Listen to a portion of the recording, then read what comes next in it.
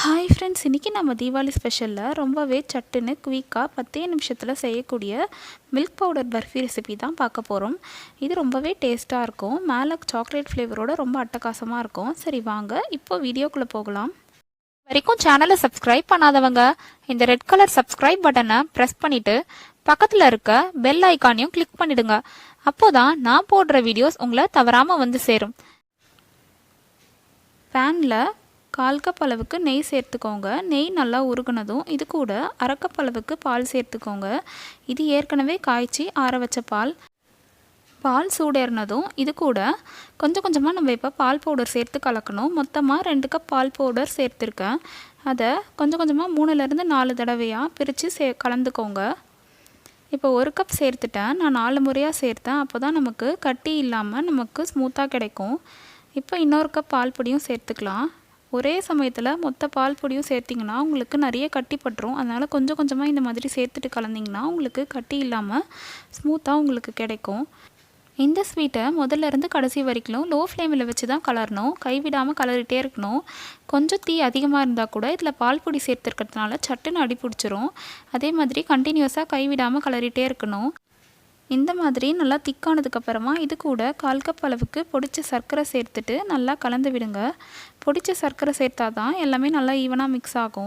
சர்க்கரை சேர்த்ததும் இந்த மாதிரி இலக்கம் கொடுத்து திரும்பவும் திக்காக ஆரம்பிக்கும்.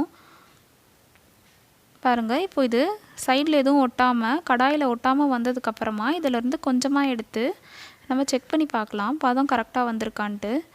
இந்த மாதிரி கொஞ்சமாக எடுத்து ஒரு தட்டில் வச்சு பாருங்கள். இதை இப்போ கையில் எடுத்து உருட்டி பார்த்திங்கன்னா இந்த மாதிரி உங்களுக்கு உருட்டை வரணும். இந்த மாதிரி உருட்டை வந்துடுச்சுன்னா இது கரெக்டாக இருக்குன்னு அர்த்தம். இந்த ஸ்டேஜ்லேயே நீங்கள் ஸ்டவ் ஆஃப் பண்ணிடணும். இதுக்கு மேலே வச்சு நீங்கள் இன்னும் கிண்டினீங்கன்னா உங்களுக்கு இது ரப்பர் மாதிரி ஆகிடும். கரெக்டான பதம் வராது. இந்த மாதிரி பால் மாதிரி உருட்டை வந்ததுக்கப்புறமா ஸ்டவ் ஆஃப் பண்ணிவிட்டு இதை 2ஆக பிரிச்சுக்கோங்க. இதில் 2ஆக பிரித்ததில் ஒரு பார்ட்டை நம்ம ஏற்கனவே நெய் தடவி வச்சுருக்க பாத்திரத்துக்கு மாற்றிடுங்க. மாற்றிட்டு இதை இந்த மாதிரி லெவல் பண்ணி செட் பண்ணிக்கோங்க. இப்போது மிச்சம் இருக்க இன்னொரு பார்ட்டில் பெரிய ஸ்பூனில் 1 ஸ்பூன் அளவுக்கு கொக்கோ பவுடர் சேர்த்துக்கோங்க. அப்போ நமக்கு சாக்லேட்டி ஃப்ளேவராக சூப்பராக இருக்கும். இதை நல்லா ஸ்மூத்தாக மிக்ஸ் பண்ணி விட்டுக்கோங்க. இதை நீங்கள் ஸ்டவ்வில் வச்சு கலரணும்னு அவசியம் இல்லை. நீங்கள் அப்படியே கலந்தால் போதும். இதை திருப்பி ஹீட் பண்ணணும்னு அவசியம் இல்லை. இந்த மாதிரி நம்ம சேர்த்துருக்க கொக்கோ பவுடர் இந்த பர்ஃபியோட நல்லா மிக்ஸ் ஆனதும் இதை எடுத்து நம்ம ஏற்கனவே செட் பண்ணி வச்சுருக்க லேயர் மேலே இன்னொரு லேயராக போட்டு செட் பண்ணி விட்டுருங்க. இந்த மாதிரி செட் பண்ணி முடித்ததும் இதை ஒரு 3 மணி நேரத்துக்கு நல்லா ஆற விட்டுருங்க. 3 மணி நேரம் ஆனதுக்கப்புறமா இதை இந்த மாதிரி தேவையான ஷேப்ஸ் அண்ட் சைஸஸில் கட் பண்ணி எடுத்துக்கோங்க.